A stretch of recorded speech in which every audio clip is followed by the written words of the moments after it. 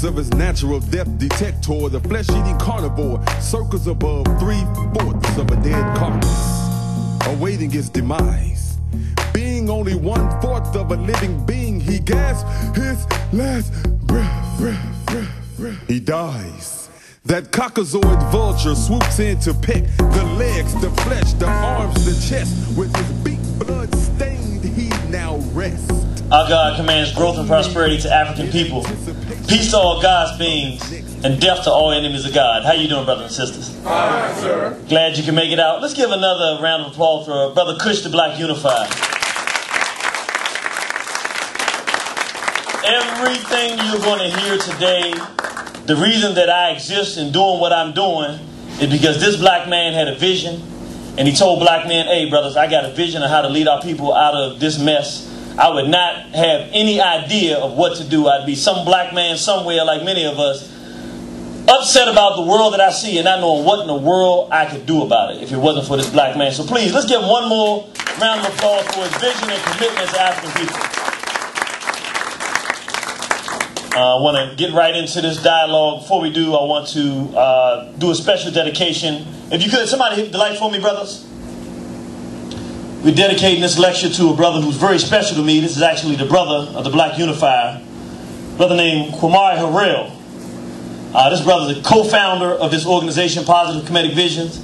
And this brother is very special to me in my life because he is single-handedly responsible for bringing me into this movement.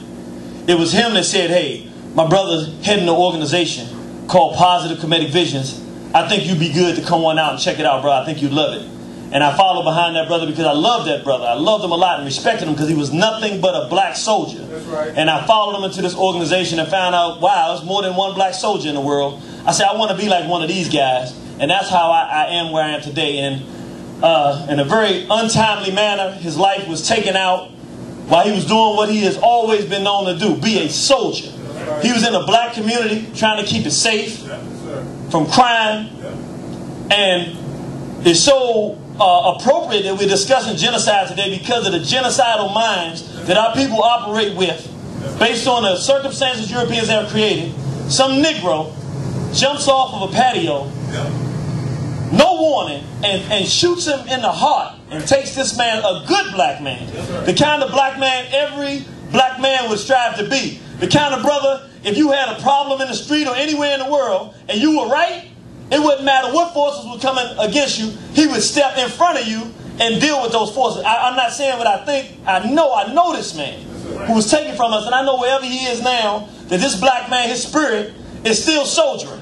He's right here today with us, so we have a very tough topic to do today, and this is in dedication to him, so I'm going to ask you to do something for me, brothers and sisters. Can y'all soldier through this with me? Can y'all soldier through this with me as we go through this discussion about genocide, the intentional assault on black people? Yes, sir. Y'all can do that? Yes, sir. Let's give this brother a round of applause. Even if you don't know him, he's a warrior. I always remember that black man. I want to just briefly say, and I got to say it this way, and I know for some people it sounds a little excessive, but it's the truth. The reality of it is that if the Hispanic community, the Native Americans, found out that there was a Native American who was bringing in their culture and their history and trying to say, hey, we need to all come together to save our people, and any ordinary Native American found out that somebody was stealing from them, trying to prevent them from doing what they do, you know, they wouldn't even call the police to deal with that situation, you know. If the Asians found out that somebody was trying to say, Korea and Vietnam and China, we need to stop fighting each other and come together as Asians because there's a greater threat in the world, and some Asian decided that they would steal from them to prevent that message from going around, you know that the Asians wouldn't even play no games with that, right? And I'm not even going to talk about the Arabs. The Arabs are almost like white folks sometimes. They wouldn't even begin to have a dialogue about what they were going to do with somebody who was saying America and the European powers are coming all around in Arabia and we need to unite and take a stand against this madness because they're destroying our families, destroying our culture. They wouldn't even have a dialogue with somebody who tried to prevent that process of Arab nationalism and those individuals, those brown individuals coming out of their circumstance. They wouldn't talk to them, they'd kill them dead on the spot. That's right, bro. We asking brothers and sisters not to do that, but we asking you to stop supporting the bootleggers. If you are a bootlegger, you're not just some common thief that is not doing damage, you're preventing the real people whose lives exist for the sole purpose of getting our people out of this condition from moving as fast as we can. So we ask, brothers and sisters, that you support us in that effort to stop this from happening. And you know me, I'm not much on long introductions. I do want to say one thing, though, before we start. We're doing a lecture today. We're doing it on genocide, a narration of the history of white brutality and demonism. Now understand that we tried to have the whole history of white brutality and demonism, brothers and sisters. This would be a 50-hour lecture non-stop, no breaks. So we had to limit it to something, so we tried to limit it from 1492 after the Spanish Inquisition to 2008. We're going to do that period of time and just take a cursory glance at the behavior of Europeans on this planet. Got a good friend in Ghana named Amadou Sule, and I sent him a couple of PKV DVDs. And when I talked to him a couple of months later, he said, listen, every Sunday, every single Sunday, all my friends come to the house in Ghana, all my brothers, and we all sit down and watch the DVDs. He said, we love them. We learning about ourselves. We didn't know this stuff. He said, I got 2 requests for you. Can you do 2 things for me? I said, sure. My friend, what can I do, brother? He said, one, he said, here in Ghana, we don't speak that American English. He said, you talk too fast. You got to slow down. He said, we be riding this thing 4 or 5 times a time. Take your time so we can understand, brother. I said, I can do that. That ain't hard, right? And the second thing he said, one of the brothers was like, the irritated genie, I love him. He's an African, I love it, black man, but he got to wear African clothes, man. I want you to see this, man, African clothes. That's right. I said, okay. We're doing a genocide lecture, and if my brother in Ghana, thousands of miles away, asked for me to do it, I got something I actually had made while I was in Ghana. I said, this is for you. So my brothers in Ghana, sisters and brothers, this is for you. We're going to talk about genocide. Get right on into this discussion, brothers and sisters. What is genocide? After there was a war between World War II and the Nazi Germany went to war with the white so-called Jews, we call them small hats, and well over 6,000 white so-called Jews were murdered during the course of this World War II. And because of that, somebody has a problem with those numbers? 6,000? I think it was about 6,000. But that's what I think. I mean, I can't exactly count all of them. It might not have been 6,000. Some people might say it wasn't that many, but at least 6,000 of them were killed. We agree with that. And because they were killed, and it was a situation where whites were murdered, all of a sudden they decided they wanted a term to define the massive killing of a group. So they came up with a term called genocide. Gena meaning a race, and side meaning to kill, so to kill a race. And they came up with a definition in the Geneva Conventions, 1948. The definition, the international legal definition of what genocide is. The first part is 2 elements to it. The first part is the mental element, meaning the intent to destroy in whole or in part a national, ethnical, racial, or religious group. In other words, if I have a disease and I go amongst a group of people who don't have it, and they all die, and I didn't know that it would do that, that's not genocide. Right. But if I say before I go there, I got a disease that'll kill these folks, and go there then because I intended to do it, it's genocide. Y'all got that? Yes, all right. Then we have the physical element, which includes 5 acts. 5 things you can do that constitute genocide. Number 1, killing members of the group. Now, notice it doesn't say killing the entire group. Right. If you kill all the leaders of a group, right, if you kill the intellectuals of a group, or if you kill 20% of the population, by definition, you committed genocide because some substantial population in that group, right, you decided to kill for some purpose. Right. So it doesn't have to be every member in the group. Causing serious bodily or mental harm to members of the group. Again, you don't even have to kill people in the group to commit genocide. If you get people to cut people's arms off, if you get people to maim people, if you take a whole group and say, we're not going to allow you to be educated and learn, you're doing mental harm to a substantial portion of that group. That, by definition, legal definition, is genocide. Right. Deliberately inflicting on the group conditions of life calculated to bring about its physical destruction in whole or in part. I call it the mousetrap effect. In other words, people can argue, and it'll be a good debate to go back and forth. If you put a mousetrap down and a mouse dies, who killed the mousetrap? Some people say, well, the mouse killed himself. He went, got a teeth, killed himself. Some people say the trap killed him. And some people say you the one who put the trap down, you killed him. Right. That doesn't matter in this situation. Because for genocide, it doesn't matter how they actually die. What matters is if you calculate. If you find a way, you say, if I do X, Y, and Z, then these people will end up dead. By definition, it's genocide. So you never have to pull a trigger. You don't even have to be around. If you calculated it and created circumstances that have people end up dead, by definition, that's genocide. Peace, brother. Imposing measures intended to prevent births within a group. That's simple. Try to prevent them from having babies. Forcibly transferring children of the group to another group. Again, you take their children, give them somewhere else. By definition, this is genocide. Right. So we're going to get right on into this discussion. What are we talking about? In 1492, the Spanish Inquisition began. Basically, the Moors, the black Africans who had ruled and dominated the southern part of Europe, were expelled. And at that moment, because the white so-called Jews who were in Europe when the Moors were ruling were in control of the finances, they also came under attack by the Europeans. The whites were mad at the white so-called Jews, so they began to kill them and exterminate them. So many of them began to pretend like they weren't white Jews. They called themselves Catholics, and they would, they began to look for themselves a homeland somewhere else because they said, we don't like the way we're getting treated here in Europe. So many of the explorers, including this individual here, Christopher Columbus, who was a white so-called Jew, we call them small hats, began the process of going around the world looking for riches and a place that they could call their own particular homeland for themselves. In that process, they exposed to the greater white society that there was a larger world bigger than Europe. And once that happened, whites systematically began the process of going around the world, murdering, killing, and maiming people. Let's talk a little bit about this individual here called Christopher Columbus.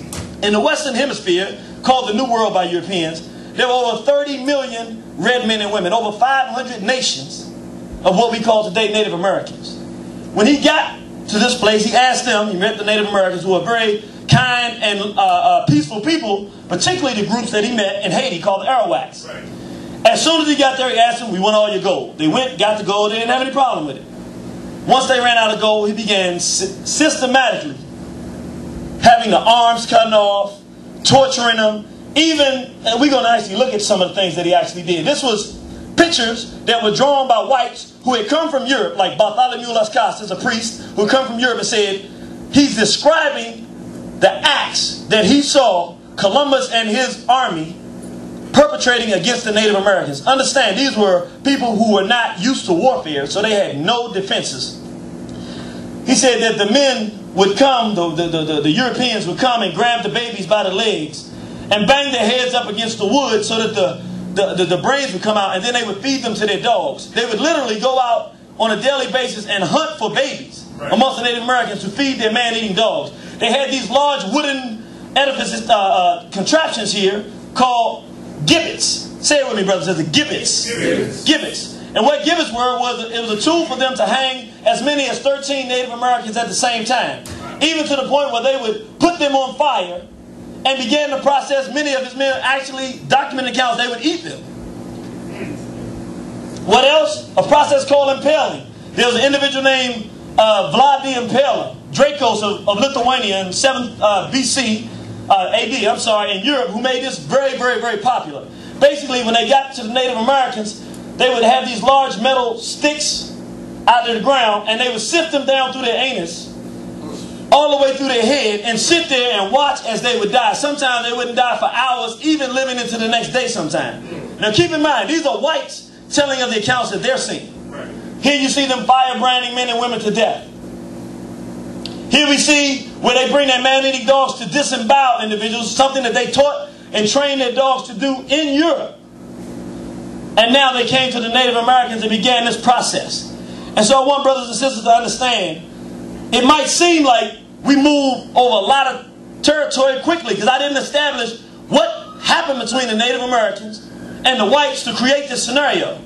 I haven't skipped anything. Once they got there and found that there were people who couldn't defend themselves, the killing began. It's just that simple.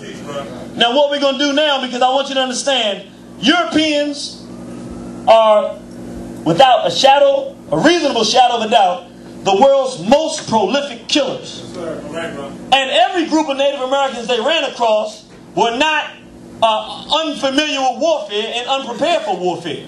So we're going to look at a video here of one of their most popular Native American heroes in history. His name is Pontiac. And he was a warrior. And he had a war that's called the French and Indian War, because I want you to pay attention. When whites cannot beat you in physical warfare, that does not mean that the killing stops. They just find another way to do it. All right?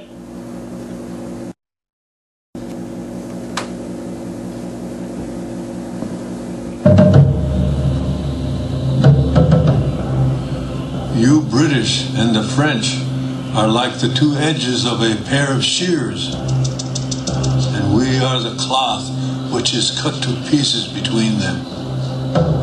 Ottawa. By the mid-1700s, the Indian nations of the eastern interior were surrounded by European powers. Spain controlled Florida. The English were pressing in from their colonies in the east, and the French were aggressively moving across the Great Lakes and along the Mississippi River. One Ottawa man, who had fought alongside the French, then watched them retreat, refused to abandon the struggle. His name was Pontiac. While many leaders saw the English as a threat to their nations, Pontiac saw the English as a threat to all Indian people. Nations had to put aside the past and unite in common purpose. Pontiac's vision would change the thinking of Indian leaders for generations. It is important for us, my brothers, that we exterminate from our land this nation which only seeks to kill us. There is no more time to lose, and when the English shall be defeated, we shall cut off the passage so they cannot come back to our country. Pontiac, Ottawa. Fighting men from the Anishinaabe, Miami, Seneca, Lenape, Shawnee, and other nations responded to his call. In May of 1763, Pontiac's rebellion erupted the siege of Fort Detroit. Over the next 2 months, 9 of the 11 English forts in the region fell. Only Detroit and Fort Pitt remained in British hands, both under siege by Pontiac's alliance. Pontiac stood on the verge of total victory. The British Army, freed from campaigns against the French, launched massive expeditions against the Indian forces. But Pontiac's alliance held their ground.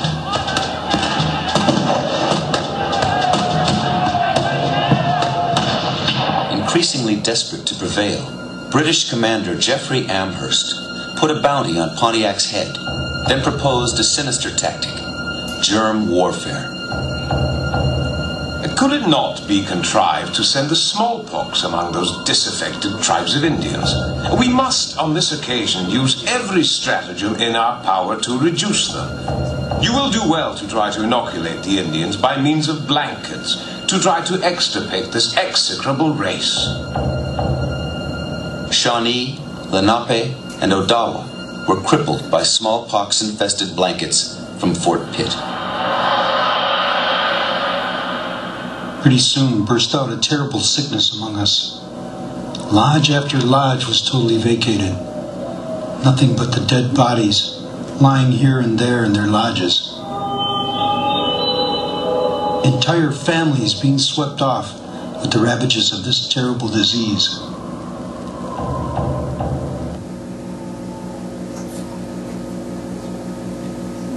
A doctor and 5 nurses facing death in Libya, convicted of infecting hundreds of children with the AIDS virus. Today, a pivotal meeting. CNN's Relitza Vasilova reports. The Libyan Supreme Judicial Council could reduce or even overturn the death sentences of 6 foreign medics. It's the closest the 5 Bulgarian nurses and Palestinian doctor have come to being released.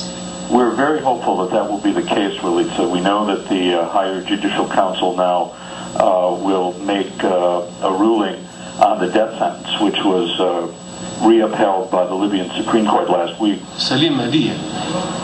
First convicted 3 years ago of an unspeakable crime, if true. 5 Bulgarian nurses and a Palestinian doctor found guilty of deliberately infecting more than 400 Libyan children under their care with the virus that causes AIDS. 50 children have died. Libyan prosecutors claimed they infected the children as an experiment.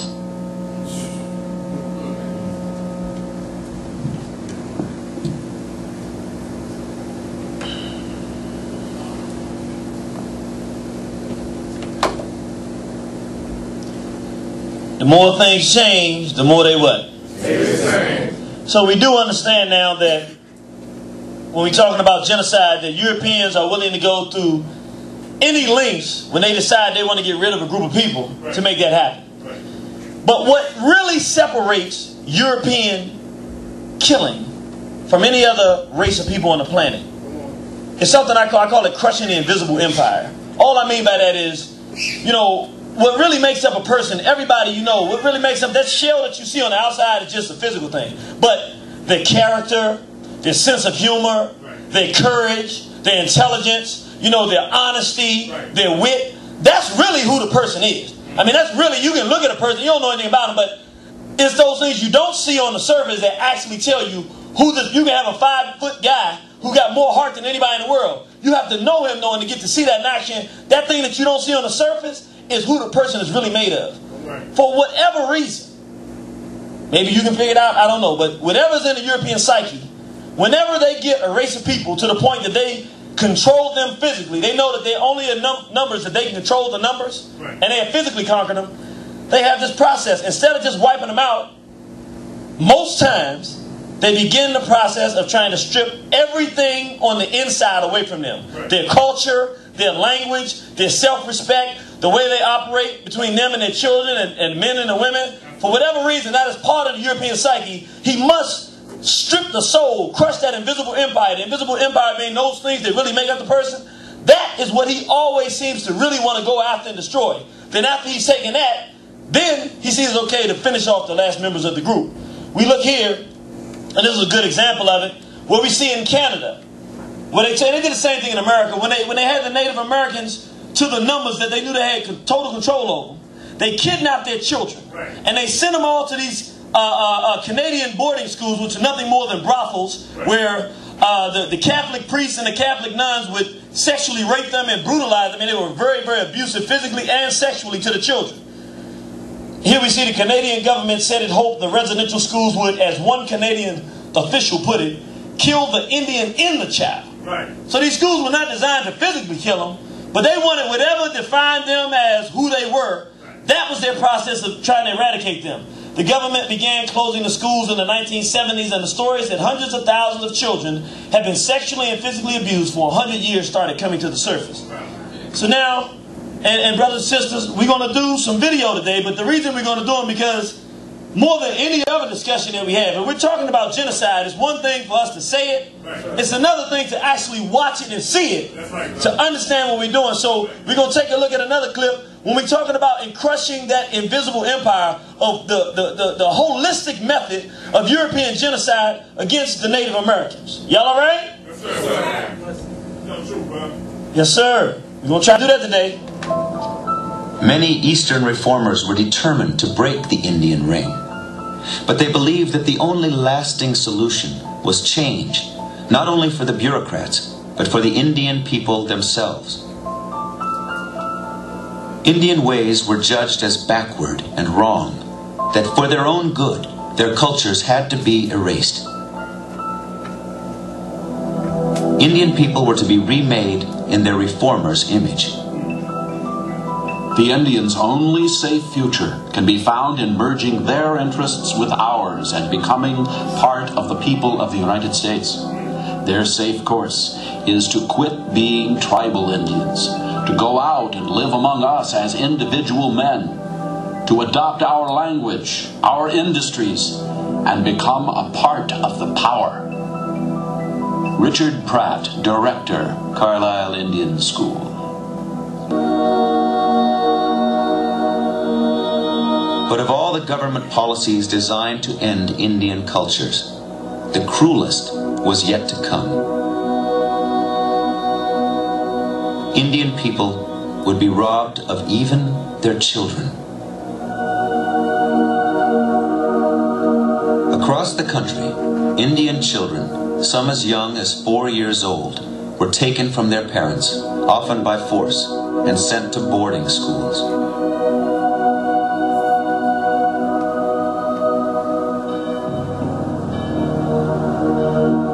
At the boarding schools, children were stripped of all outward appearances linking them to their Indian past.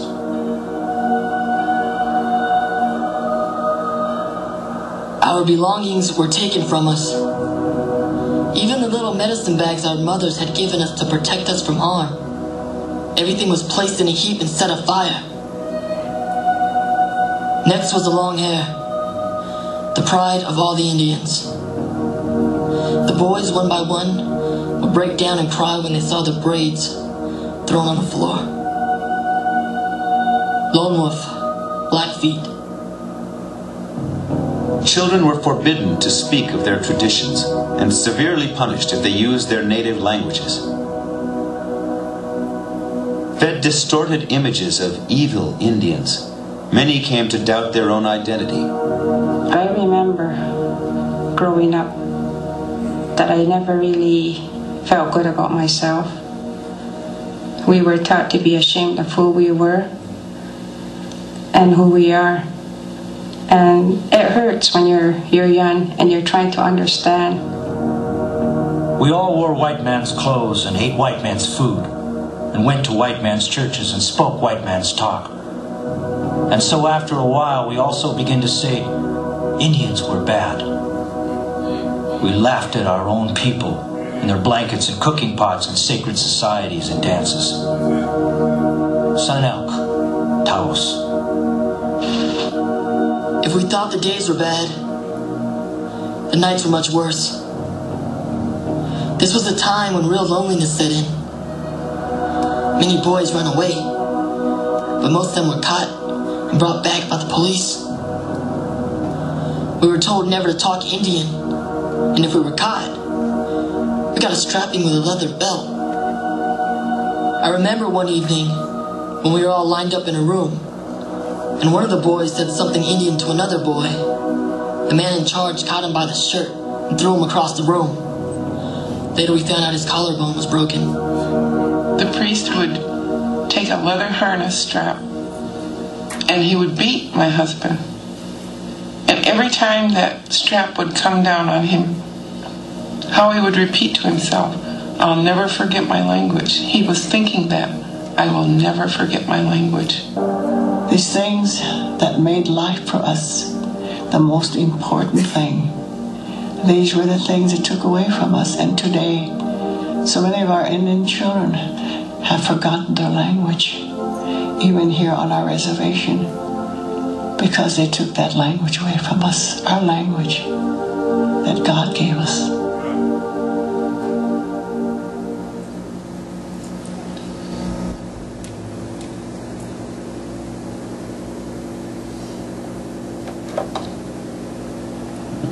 Now, I know, brothers and sisters, normally I don't show as many videos and they're not as long, but I decided, I said, you know, I don't want to disrespect the Native Americans by me trying to tell their story. They've done the work to tell their story. Let's take a little bit of time. I know we don't have time because we're dealing with our issues today, but why can't we look at what happened to a good quality people on this planet and recognize that the same thing that has happened to them will happen to us if we don't do something about our condition.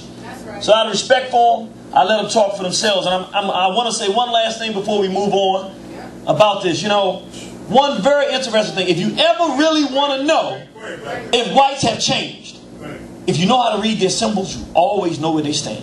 Understand this term, you know, you got this guy here, they call him the redskin. Y'all know where that term came from? When the whites were trying to take the West from the Native Americans, the U.S. government in the 1800s began to pay a bounty for the scalp of every Native American because they wanted them wiped out. Well, the whites got so greedy, they started scalping each other and sending it into the government. And the government said the whites are killing each other. So we don't want this to happen. So from now on, no more scalps of the Native Americans. You must send a red skin attached to the scalp. That's where the term comes from. Here you see this cheesing, skinning, grinning red man. Now we just looked at the Native Americans. Did they look like a cheesing, skinning, grinning, boot shuffling group of people? No. But what do the whites say? They find it funny when they commit genocide, and then they put it before the world so that everybody laughs at what happens. Why they do this? just remember, there's one bad thing. Even when you're gone, once they've destroyed you, then they're going to make it funny to everybody that's watching. We don't have time today to really do justice to what happened to the Native Americans, much less what happened to us in the Atlantic slave trade, which we call the Mayafa.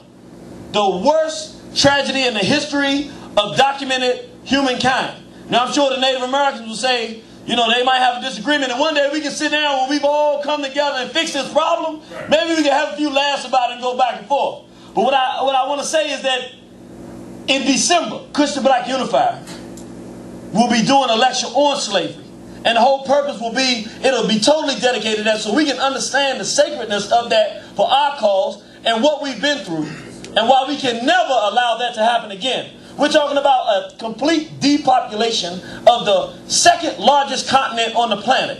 Asia being the first, Africa being the second largest continent. Over 600 million of our people killed all throughout the region where we live for the purpose of enriching Europeans. Now, I call it Slavery Chapter 1 because we got to talk about Chapter 2 and Chapter 3 too. This is Part 1, the first major depopulation of the African continent, largely set up. Now, all whites were involved and all whites were complicit. Right. But one thing I want to make clear, slavery was a business that was the biggest business and the greatest profiting business in the history of this world. Right. Why was it such a great business? Because when the genocide of black people were going down through the course of slavery, the whites who were in control of it were called white so-called Jews. They are economic vampires, and they have a way, and we'll see that as we speak, of making genocide big, big business. Right. Don't forget that because it becomes very important as we go on. As we talk about slavery, we're just going to take a cursory glance. A little tiny island, and you have to magnify that by any number to understand the kind of things we went through as black people. But two of the things that marked the Atlantic slave trade, the Mayafa, were the killing of our people, killing of members of the group, and causing serious bodily or mental harm to members of the group. Let's take a small example of the kind of things we experienced in the Atlantic slave trade. It's a little tiny island off the coast of Australia, which incidentally was an entirely black continent. And it's called Tasmania. And the first Europeans, now understand, Runoko Rashidi, and you can go to the website and look at it. It's a very good write-up of the whole story. We have to summarize it. It's called The Blackwater Destruction of the Tasmanian Aborigines. Well, he says that these people lived in relative isolation and peace for over 10,000 years. A group of black people with their own culture. I mean, this was their island, living in peace. A white so-called Jew, we talked about those explorers going around looking for riches around the world, a new homeland. Abel Jansen Tasman, Dutch navigator, white so-called Jew, lands in Tasmania in 1642.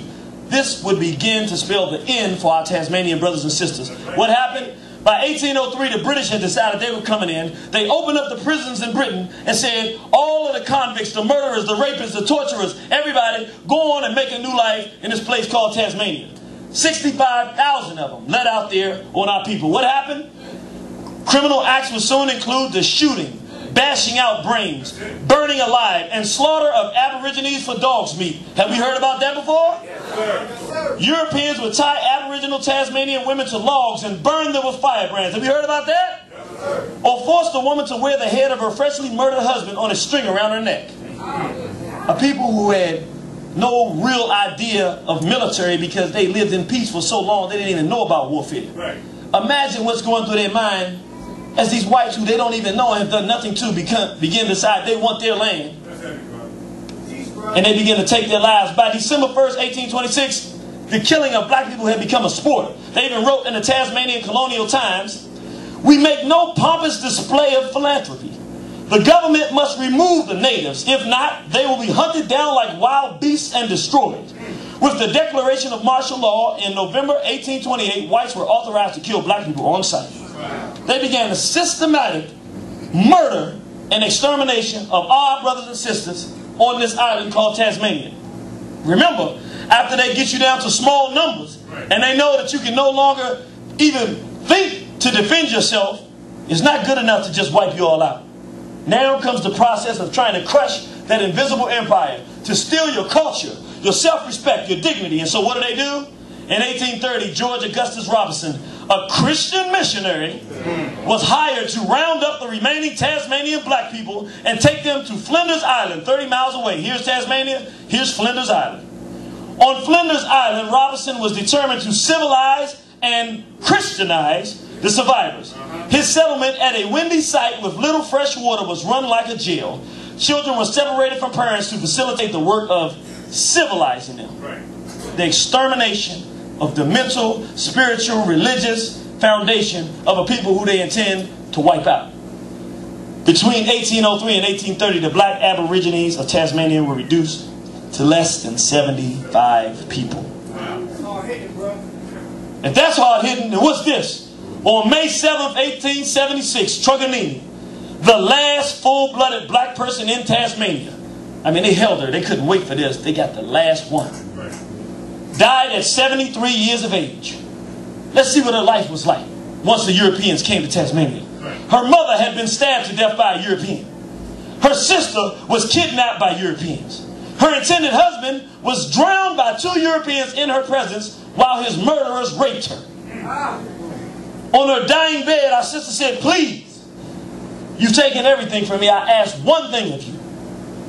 I don't have a problem dying, but please do not cut my body up." And the wife smirked. And the moment she died, they cut her body into many pieces and put it on display. To display the last Tasmanian. And keeping in mind with what we know Europeans to do, after they exterminate, see, I want to be very clear because I know how the Negro mind works. This was hundreds of years ago. Why are you taught in the past? No, I grew up watching this cartoon, The Tasmanian Devil. Look at the characteristics. Look at the eyes. Look at the ears. A caricature made of our people. You remember that? If anybody remember, if you've seen the cartoon before, raise your hand. Remember the 2 white boys with the hats, the explorers with the big elephant guns, as they walk around the island trying to chase down Taz? Van Diemen's War against the black people of Tasmania. Why does Taz talk in a manner you can't understand? Because the Tasmanian people spoke a different language that the Europeans didn't speak. So here they find the extermination of our people so funny, hundreds of years after their ancestors exterminated the last one of us, they put it on TV, tell our children, laugh at the Tasmanian devil, and we laugh about it because we don't know who we're dealing with. This is real. Talk straight. We talked about slavery 1, now we got to talk about slavery 2. We talked about the complete depopulation of Africa. It didn't happen once. It happened more than once. The Atlantic slave trade proper, pretty much, the enslavement of black people on the African continent, by 1830, most of the slave traders had stopped sending ships over kidnapping our people. Between 1830 and about 1880, you had about 50 years where we got a chance to start repopulating, start trying to get our civilization, start building our societies back together. And then what happened? This is Otto von Bismarck, Chancellor of Germany, called what they call the Berlin Conference. Where Germany called the European powers together. And if you look here at each one of these countries, they came together at this meeting and made a decision. They said, we, the European nations, are going to come together. Each of us, we're going to redraw the African map and agree which nation in Africa each European country can go take. You can rape, you can murder, you can steal all the resources, and we as Europe can become rich at the extermination of Africa. The only thing we have to agree upon is which country gets which region, and we got to agree not to fight with each other as we go and exterminate and rob and pillage and exploit Africa. Austria, Hungary, Belgium, Denmark, France, United Kingdom, Italy, Netherlands, Portugal, Russia, Spain, Sweden and Norway, Ottoman Empire, and the United States of America. Why was the United States of America there? Because they had this little place called Liberia, and the United States of America said, no problem, go take every place you want, but don't go mess with Liberia, that's our piece of the pie. So they got to go ahead from the United States government and went and began the slaughter of our people. Now let's briefly talk about some key figures in the extermination of countless millions of black people in Africa. The second time, we always talk about slavery. This is 50 years after the slave ships stopped coming. Now you have European armies coming in, slaughtering countless numbers of people. Let's talk about how they got to that point. Here we have a sadistic white sex offender, Cecil Rhodes, very popular among Europeans. Why do they love him so much? Because it was Cecil Rhodes, homosexual living in Europe, pedophile, freak, was actually dying. He went to the African climate in Southern Africa and actually healed and got better because of the climate, and hooked up with these white so-called Jews, the De Beerses, and started a diamond mining corporation where they would enslave black people and force us to extract the diamond from the earth and use that to parlay into great wealth. And then it was his ideology, Cecil Rhodes, as he decided, you know what? He was from Britain. He said, the British can come in and take all of Africa and become the greatest and most wealthy nation on the planet. And we can do this, and this is the vision I have for Europe, that we come to this mineral-rich resource place and have our way with it. Have our way with it. So much so that in Europe, even though they were a bunch of pedophiles, individuals might not want their children sexually abused. But when he got to Africa, he and his lover, Neville Pickering, would go around on a daily basis and rape and sodomize little black boys in Africa. They had complete access to it. They would do it to the tune of numbers we don't even know. There's even tales, and we don't know if it's true or not. It's not documented, but there are tales from people in the southern part of Africa that said he used to brag about how he used to sodomize little black boys and throw them off cliffs. These are the kind of jokes they would tell. But understand, we're talking about the complete destruction of southern Africa, instigated by this white male. And when other white nations saw him building the kind of wealth he built, once he hooked up with the blood-sucking De Beerses, they said, we want a piece too. In fact, this was one of those individuals that wanted some. His name was King Leopold II. And he was the king of Belgium. And because in the Atlantic slave trade, one of the reasons why the whites didn't get all of our people is because there were certain regions they weren't able to penetrate. Well, by 1876, this individual named Henry Morton Stanley, coming to black people, ignorant of the slave trade, ignorant of who Europeans are, same game we've been playing for 1,000 years, pretending like they're our friends, they actually take him from the east coast of Africa deep into the Congo. What was the problem with that? When this European got into the Congo, he saw rubber trees. He said, oh man, the kind of wealth we can parlay these rubber trees into in Europe, because now the rubber industry was big, bicycles and various things that needed rubber. So he called up his buddy, King of Belgium, Leopold, and he said, look, we can exploit and rape this part of Africa. They're not ready for warfare. They don't know who we are. We can come in with few troops and enslave millions of their people. And so what did he do? He began the systematic process of enslaving black people.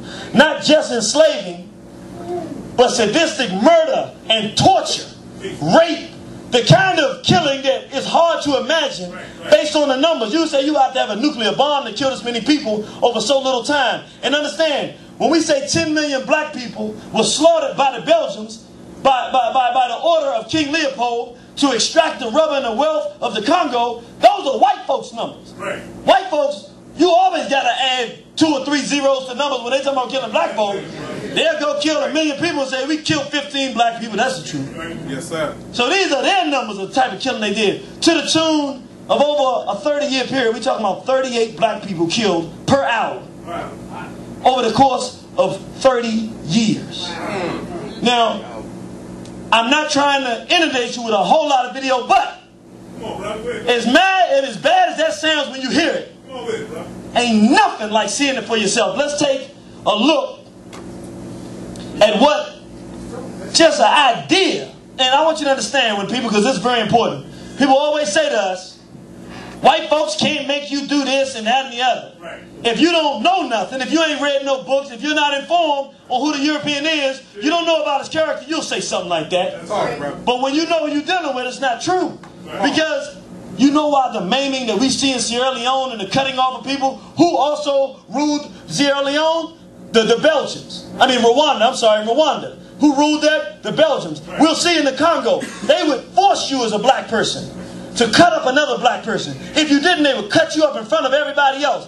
So they trained us to be in the army after they began the process of exterminating us, of training other black people to exterminate other black people, causing groups to get in major conflict, kill and maim and murder, fueling both sides of warfare, destroying the population, then enslaving the people to the left. Let's take a look at this vicious and sadistic process of stripping the mineral wealth of Africa while participating in the process of genocide of African people.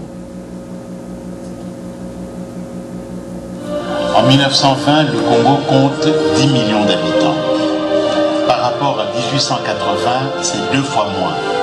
Donc en 40 ans, le pays a perdu 10 millions de personnes globalement. Mais dans certaines localités, les pertes s'élèvent à 60, 70, 90%.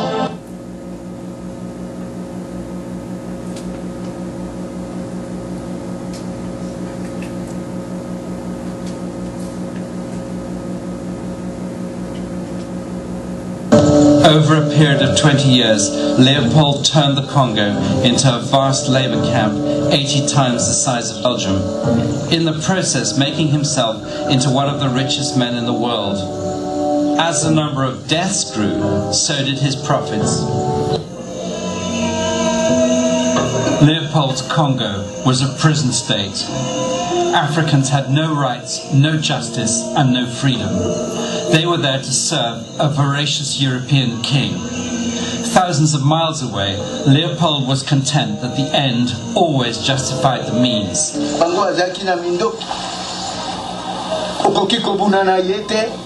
Bakobete bino masasi lokola nyama koboma bato ebele bakovanda ndako te bakovanda kabela kuna buyi na zamba lokola nyama.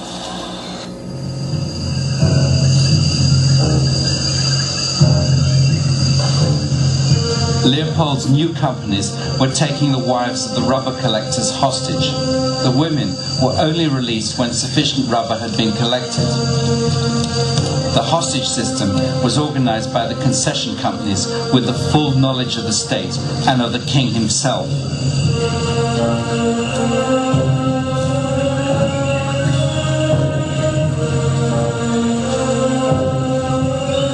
On official company forms, the names of the hostages were recorded, along with the details of their condition and the length of time they were to be detained.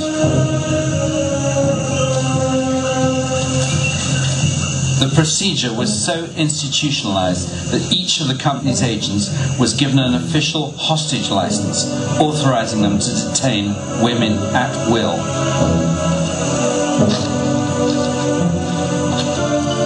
When a missionary asked a chief how many women had been taken hostage, the chief replied, "Count the grains of sand, white man." Wherever Caseman went, he talked to Africans and recorded their testimony. Mondele azalaki koloba na basuda baye. Bozali koboma kaka basi kasi mibali te. Bolakisa te bozali koboma pe mibali. Tango bazalaki kobeta biso masasi, bazalaki kokata nzoto ya biso mibali po ya komemele mondele. Ongambo ya ye bazalaki koloba ya solo bomi mibali. Each soldier was issued a fixed number of cartridges before a raid, and to prove to the white officers that he hadn't wasted any, the soldier had to bring back a cut hand for each cartridge that he'd fired. In each army unit, soldiers were designated to smoke the cut hands to preserve them. The hands were then taken to the officers to show that all the ammunition had been well used.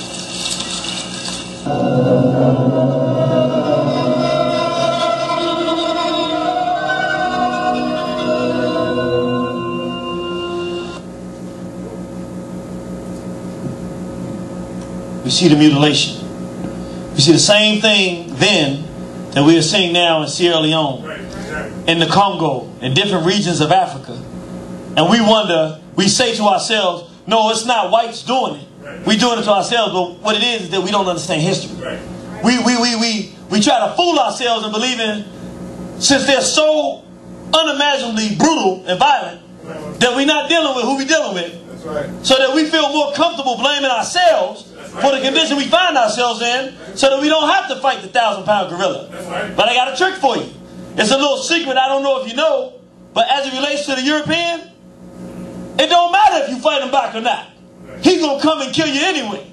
Right. So you might as well be, I mean, it matters to you. It don't matter to him. Right. All it does when you decide you're not going to acknowledge who they are and do something about your condition to deal with them, all it does to them is say, you are justified in being destroyed. Look, you won't even stand up and fight for yourself. Right. And so we see here, enslavement of black people. This is not slavery, brothers and sisters, part one. This is a whole period that Europeans have carefully left out of history. Our children don't know about it. Most of us don't know about it. And it was happening just about 100 years ago. I mean, less than 100 years ago. Many of the African nations just got free in the 60s. Or pseudo-free. And so what I'm saying here is, we have to remember this, because this statement is said, and it's a cliche, but it's far too true. If we don't remember the important lessons of the past, we're doomed to what? And so I want you to look, as there's a brother in the Congo now who's studying what was done in the Congo and trying to educate his people. And he goes to a village, and we're going to look at him, and he asks the people in the village, do you know who this is? And he holds King Leopold up. But because they've been Christianized and trained by Europeans, let's see what his answer to who this guy is.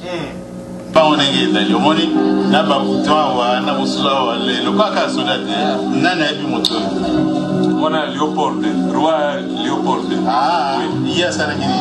Azaraki mokonzi monene, c'était un Belge oyo a colonisé biso a. Donc biso na ye toza likapo. Bon, azano ko na biso ye nde moto aleki colonisation na biso de moto aleki biso civilisation ezali ye.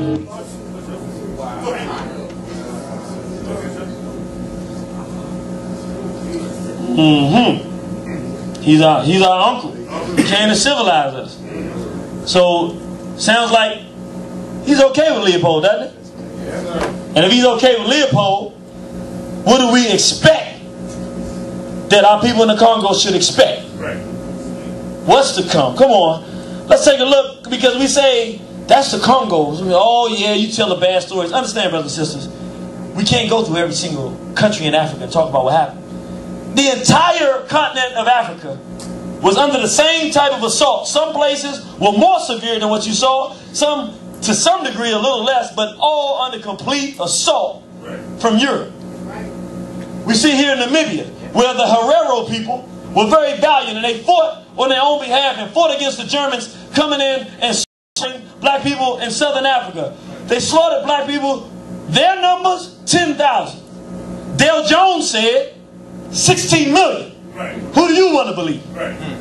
And we see here where they would chase the Hereros out into the desert where there was no food, no water, and they would starve to death.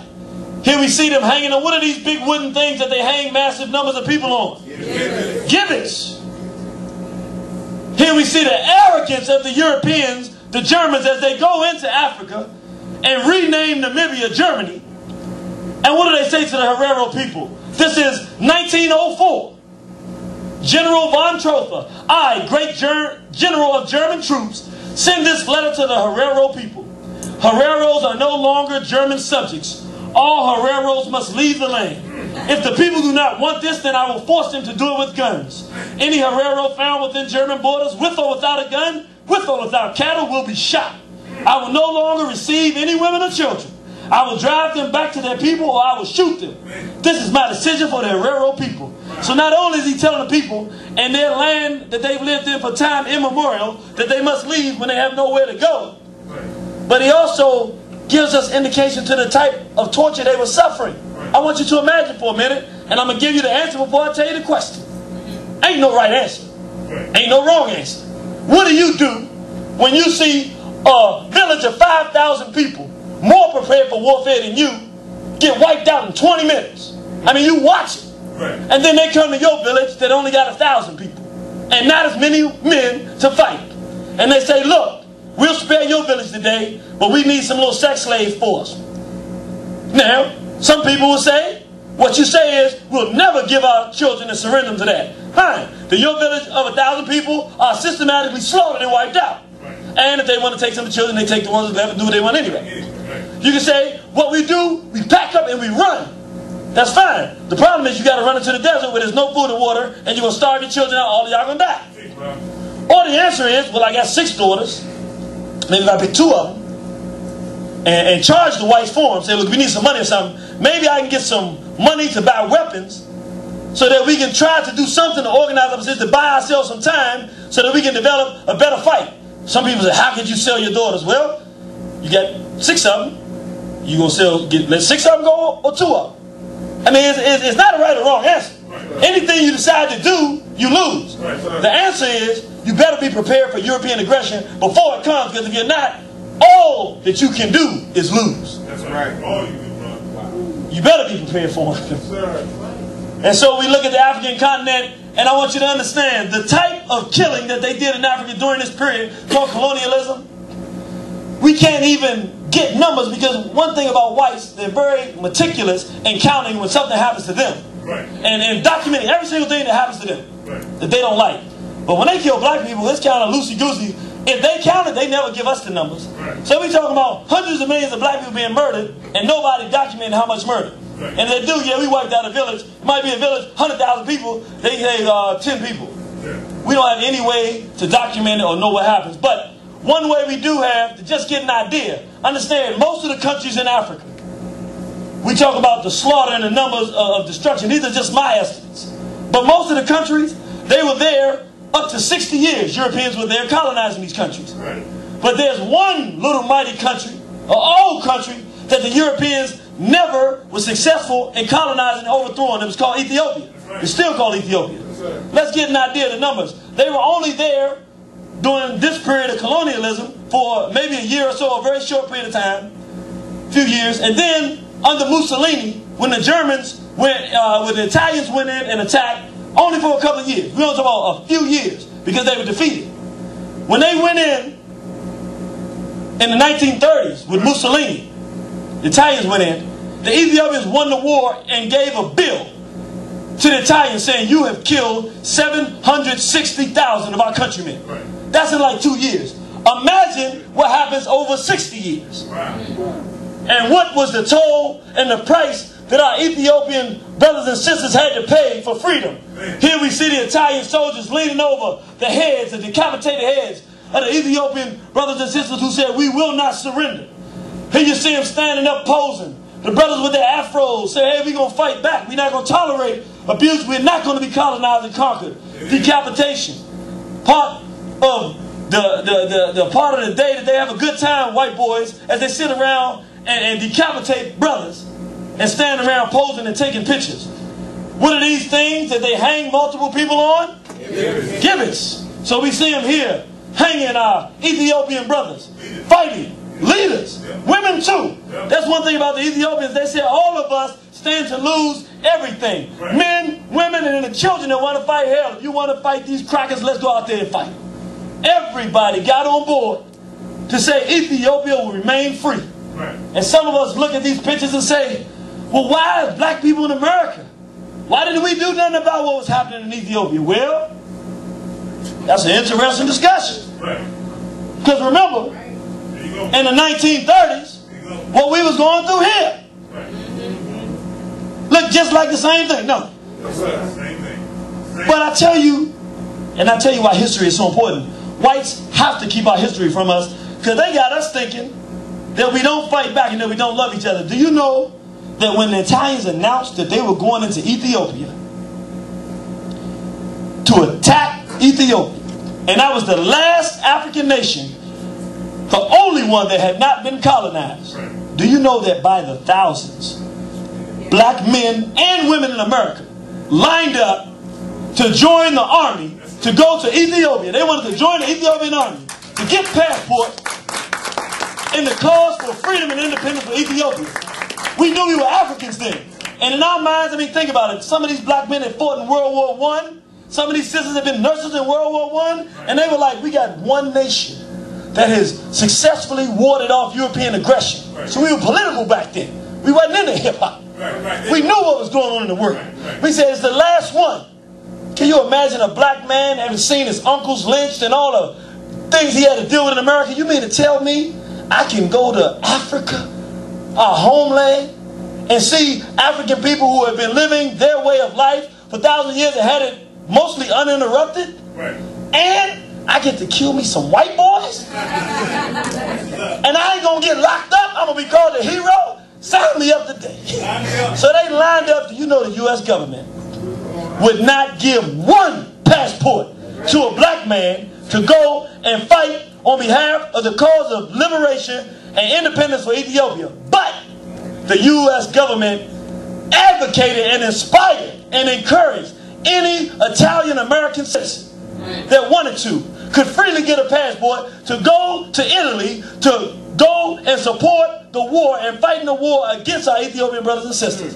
America inspiring international terrorism against a sovereign nation that is an African nation and advocating and encouraging its own citizens to go and participate in it. We shouldn't be surprised though.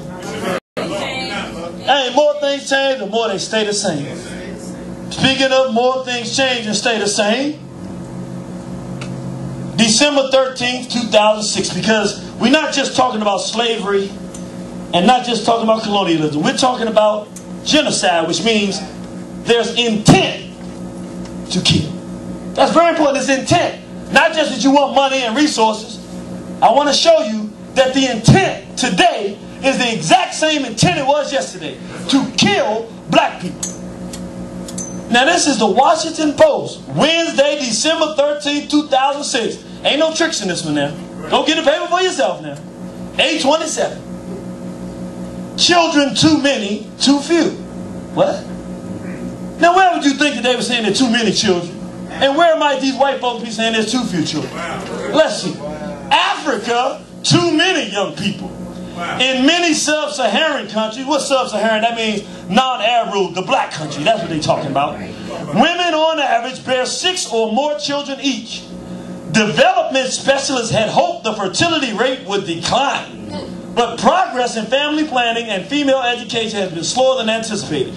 So you mean to tell me, I mean, whites are bold now. They're bold. They tell us right in our face, right? They tell us right in our face that they had hoped that we would stop having babies. I mean, they said it. And that they want the number of black children being born, not in America, not their country, in an African nation that they shouldn't have nothing to do with, that it's progress to see less black babies born. What are we talking about, brothers and sisters? It ain't even no, and we're so dumbed down through the mind-altering society that we live in, where we listen to all of this filthy, degenerate music. We're involved in all of this madness, not paying attention to what's going on for the world, so the whites don't even have to hide their agenda anymore. They can tell us right in our face, and we act like we don't know what happened. This is right here in Somalia. Right in Somalia, right in the 1990s, early 2000s, when the U.S. government, United Nations, going in, murdering black people by the thousands. Little brother wants to go get some water. They tell him, come on over here, little brother. Yeah, come on over here, little guy. They pick him up and roast him over the fire. This ain't 1808. This is right now. And so, again, we got to look. We have done a great disservice to our race. And particularly by lying to our people about our relationship with whites. We have doomed our people, our children, our future generations to continue to suffer genocide, and what we're pushing for is extinction, because we will not do what men and women of integrity and honesty do. Tell the truth. We have a problem. There's a race on this planet that intends to destroy us.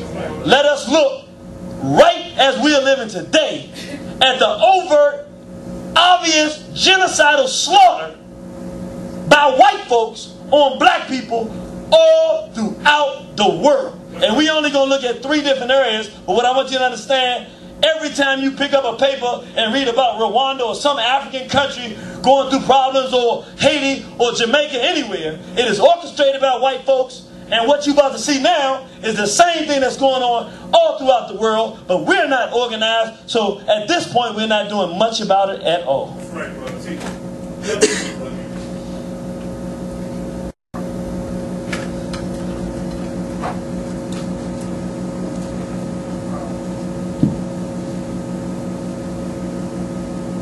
Haitians of all political persuasions fear a repeat of the events of 1915, when US Marines invaded, occupying the island for 19 years. Many Haitians died in an action that ushered in decades of US complicity with dictators, only ending with Aristide's election in 1990. Now people ask, how long will the Americans stay this time? The Marine deployment continues apace, more than 10,000 troops so far. As US troops are deployed onto the streets, they have now been given orders to use deadly force.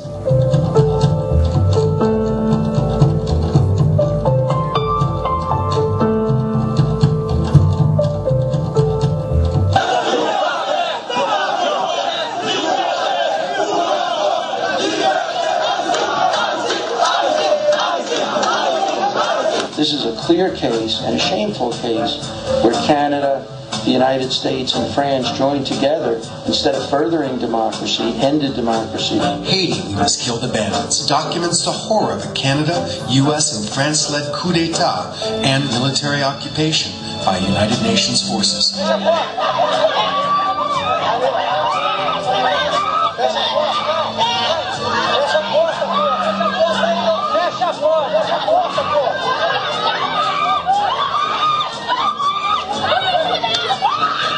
These are the UN peacekeeping forces. The husband sits next to the corpses of his dead family and explains in detail how this was the United Nations that threw a smoke grenade into his house, forcing him to flee, trapping his wife and his young children, and how the UN opened fire without asking any questions. Murdered them at close range.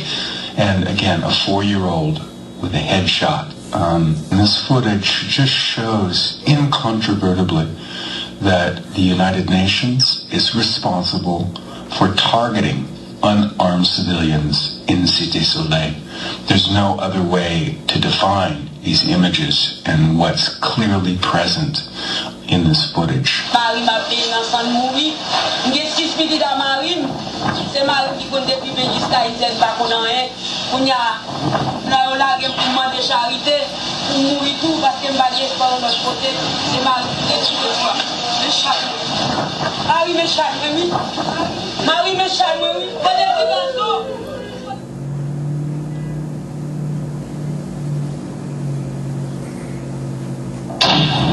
For nearly 10 years, the Democratic Republic of Congo has been ravaged by a civil war widely viewed as Africa's worst modern conflict. 4 million people died, and 2 million others were forced to flee their homes. While the war officially ended in 2003, violence remains pervasive, especially in the eastern part of the country, as government and rebel troops fight over control of land and precious resources and terrorize civilians. They killed the 2 brothers. The Rwandan FDLF group came and beat her husband up and raped her. Since the war's end, sexual violence and rape continue to be rampant. Women and girls are regularly attacked, suffering long-term physical and emotional wounds. Mina mkamata kinguvu kama nanishinda mimi naita wenzangu wanisaidie. Unasikia wanaume 12 wanakupita hako kama maumivu ya mwili, wanatwala mpaka bunduki wanakutia chini ya mwili, wanakuia watoto, wanakuambia tukabaki wajane, waume kutukataa na wengine kufa, kwa ndugu wametukataa, tujui tufanye nini wala tukimbilie wapi.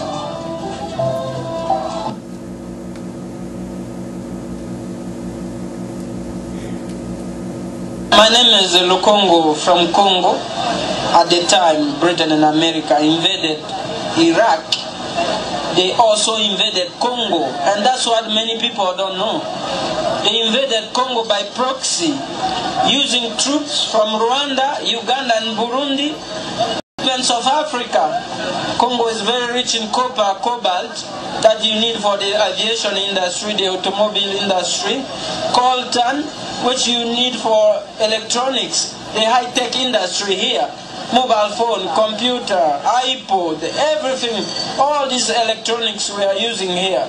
They use Tutsi troops from Rwanda, Uganda, who invaded Congo, and they have massacred 5 million Congolese. We have a report from the UN panel of experts on the illegal looting of Congo's natural and mineral resources. It names British multinational, French, Belgian, American, Canadian.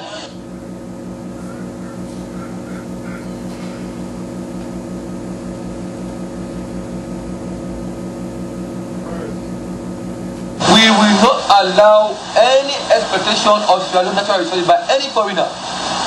But we want an investment that is turnkey partnership. The kind of people we're looking at.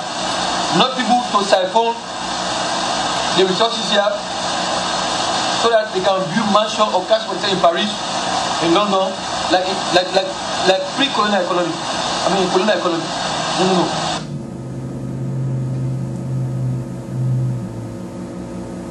Our problem in this country is that we have too many De Beers interested in our mineral resources who stirred up this war.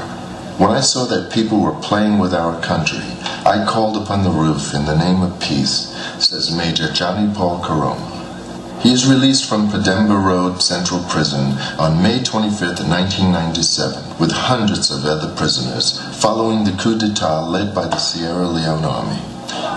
In many other third world countries, the international community tolerates and participates in military coup d'etat. However, it categorically refuses the coup of the AFRC and the ROOF.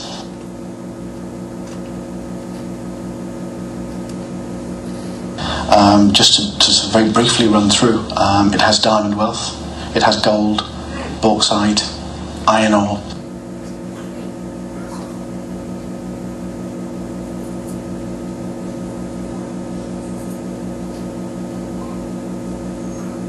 On the suggestion of UK Ambassador Peter Penfold, mercenaries from Sandline, a sister company of Executive Outcomes, are put in charge of the operation. Meetings between Sandline and Kaba's government are conducted in the Commonwealth offices. February 1998, with the help of Sandline mercenaries, the Ecomog forces launch an offensive to take back Freetown. Before this offensive, Sandline sent detailed reports describing their planned military operations and the nature of the weapons that were to be delivered. On October 19, 1998, by the order of President Kaba, 24 Army officers are executed by a firing squad composed of Ecomog soldiers. Fude Senko is handed over to Sierra Leone's authorities, where he is condemned to death by a court presided over by a Nigerian judge.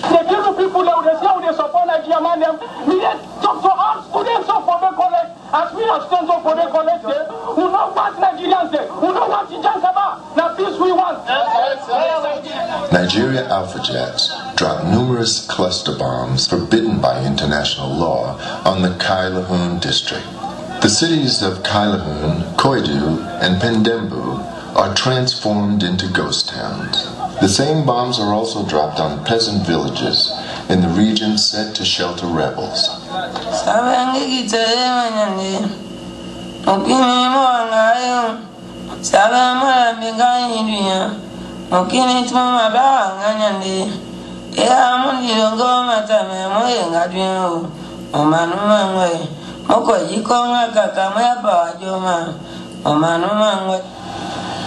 Britain all along has fully supported the efforts made by ECOWAS and ECOMOG to help restore peace and help restore the legitimate government and now ensure that there is long-lasting peace and development. We are particularly supportive of the role that Nigeria has played. They have borne this burden for a long time now. ECOMOG needs our support. The United States has contributed $9 million to provide logistical support to ECOMOG, and we are seeking to do more. The United Kingdom, the Netherlands, Canada, and other member states have also contributed to help ECOMOG.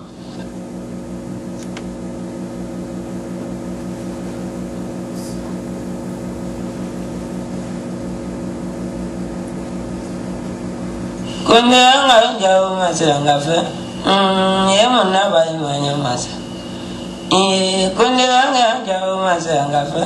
Mama na bai manya mas. Ko mama wanga jawo masanga fe. Yamu na bai manya masanga fe.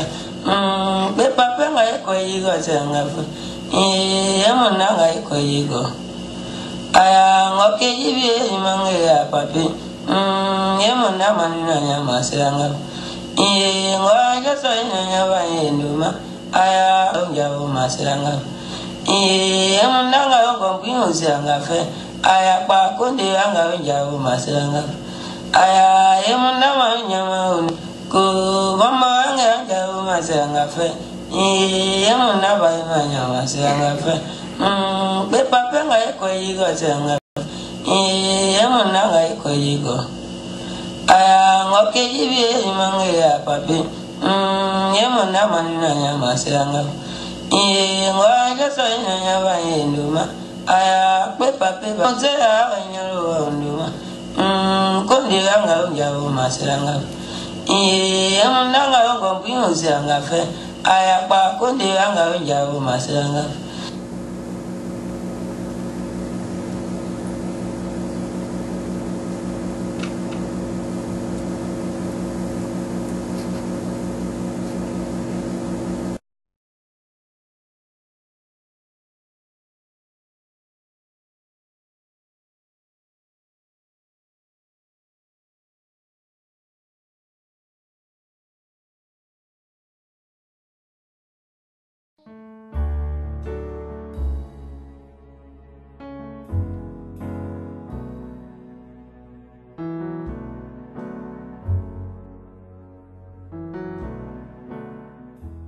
The storm stopped. There was maybe 4 inches of water on the street. You could still see the neutral ground.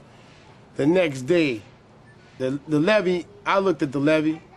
People, they're not going to, I doubt they investigated or whatever, but water doesn't peel open a metal barrier like a flower.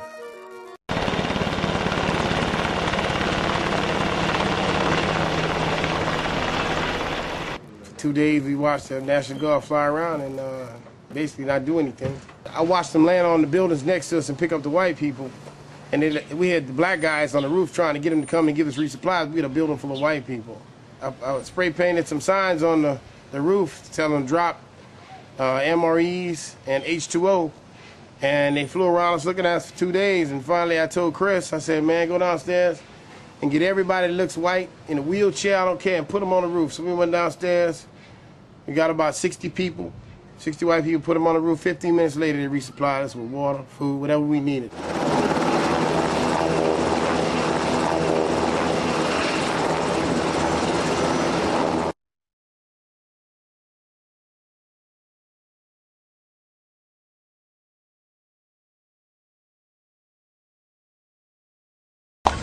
In the wake of Hurricane Katrina, I had a woman, I've never really said this in public, but I had a mother to call me because her son had a very gruesome task. Her son's charge by the Department of Defense was to process 5,000 bodies that had received a single bullet wound to the head. And these were mostly males, but the data about these individuals was entered into a Pentagon computer. And then reportedly the bodies were dumped in a swamp in Louisiana.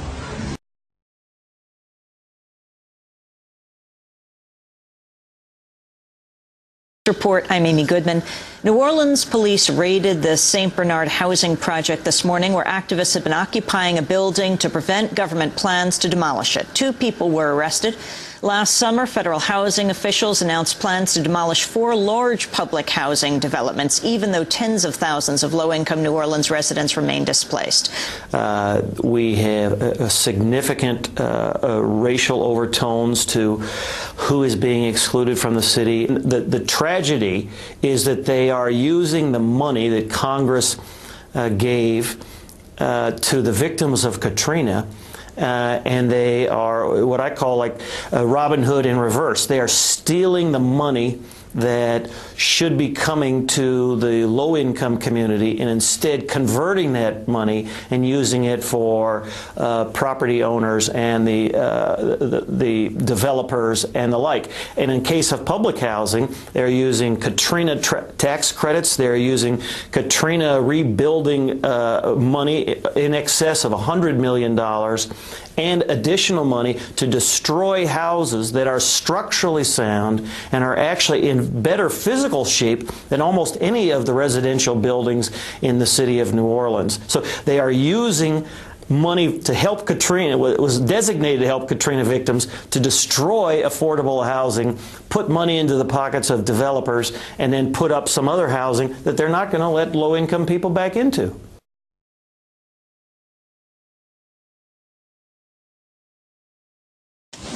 John, let's get right down to it. Paying a woman $1,000 to tie her tubes. Was this your idea, and who else was involved in this brainstorming session? Well, in my office, of course, we're trying to deal with the problem in Louisiana in particular, but with the problem of generational welfare, where that's becoming a big problem. And you saw that in the evacuations of the storms, where these people were totally reliant on the government to handle their issues of evacuating from an imminent storm. And that's just a snapshot of what the problem is with these people being totally reliant on government to handle every issue, which is how do we get fewer people, more people from welfare, onto into paying taxes and being productive members of society, and it's better for them, it's better for everybody involved. So that's the point. But and once again, in Louisiana, we had a tremendous influx of illegal aliens, so that's you know, bringing down the economy even more. That's another issue that some of my opponents on the other side of the aisle don't want to bring up, and they don't want to talk about.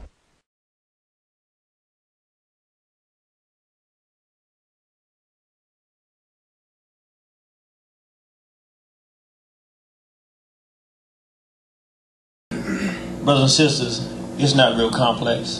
The same process they did, the same thing with Native Americans. They see something they want, they go get one group of black people who do it, who don't know what's going on, and are willing to do whatever they ask them to do. They arm them, go kill one group of black people. Then they steal those resources. Then they go to another group of black people and tell them to kill that group. So they're getting a multitude of things accomplished at the same time. They're getting rich, and they're murdering black people by the millions. And they're getting us to be involved in the process of murdering ourselves. And because we don't have the resources, or we don't take the time to put the pieces together, when they show it to us, all they show us is black on black crime. Right. All they show us is Nigeria going in and murdering Sierra Leoneans for their own economic benefit. But they don't show who gave the Nigerians the money, who gave the Nigerians the logistics, who even picked Nigeria to go in as opposed to another country. How did they even know about these people in Sierra Leone? It's the same process. Whenever black people in this country and in this world begin to look at our circumstances and begin the process of trying to do something about our circumstances, whites come together and get ignorant black people. That's why it's so important not to be ignorant. They get ignorant black people to assist them in the genocide of their own people. And that ignorant group always ends up getting killed in the end too. So now, brothers and sisters, we've looked at it. It ain't real complex. We're going to stop here and do a break and come back to do the second half of this. But I want you to remember this. It's as important as anything that we can learn here today. I don't care if everybody you see in a situation with black people killing black people is as jet black as 150 million midnights. We have to be more sophisticated. Some kind of way, even if we don't have the information in front of us, we have to understand that whites sat down and deliberately created these circumstances to get us killing one another. And our decision as a race of people has to be black people don't kill black people. That's right. We fight with our enemies, not our own people. That's right. Never ever forget, wherever you see black conflict, some way, shape, or form, Europeans in some way at some time sat down and planned for it to happen and make it occur. So we're going to stop right here, brothers and sisters. take a break about 10 minutes, 15 minutes or so. We're going to come back and finish the second half. Thank you. In this vicious cycle of life, inhumane conditions of hopelessness, poverty, unemployment, thoughts of incarceration, extracting the very breath from those who dare to breathe, infiltrating my young with mind control, pseudo-heroes, Christopher Columbus, Abraham Lincoln, saving the slave souls. Birds are prematurely thrust from the nest because Papa Bird has become a distant memory and Mama Bird desperately searches for a substitute. Above circles that Caucasoid vulture, wings spanned over 400 years wide, waiting on side, homicide, suicide, organized genocide. These crackers don't care, just die. Carnivorous carnivores, flesh whores, looking for mine, looking for yours. Men not being fathers anymore, children growing up poor, women forced to be money whores. Caucasoid vultures soar over black divided households, purposely miseducated Negroes, black frats and sorrows, upper times with cold souls. Good white folks gave me mine, you go get yours. These Caucasoid vultures got no soul, loving the taste of bloody flesh, there will be no rigor mortis. Only death and a meal. By the death that we give, these Caucasoids live. By the death that we have been trained to voluntarily give, these Caucasoids live. My people, we must cease to merely exist and begin to live, so that those Caucasoids might cease to live. The vultures are watching, waiting for the babies to die. Hovering, stalking, smothering, talking, while we're wondering why. The vultures are watching, waiting for the babies to die.